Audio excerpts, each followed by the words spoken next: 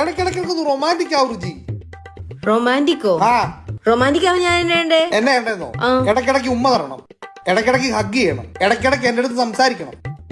ഈ ഇടയ്ക്കിടയ്ക്ക് എന്ന് പറയുമ്പോ എപ്പോഴേക്കാ?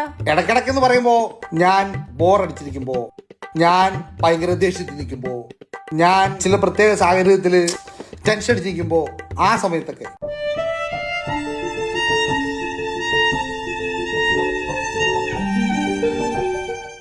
A few moments later.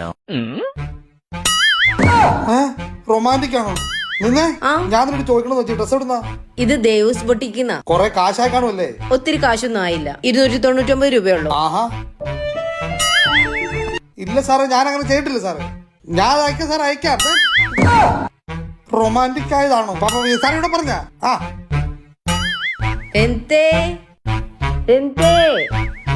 എന്നാ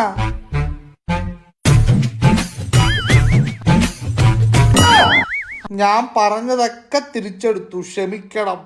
അപ്പൊ റൊമാൻറ്റിക് ആവണ്ടേ?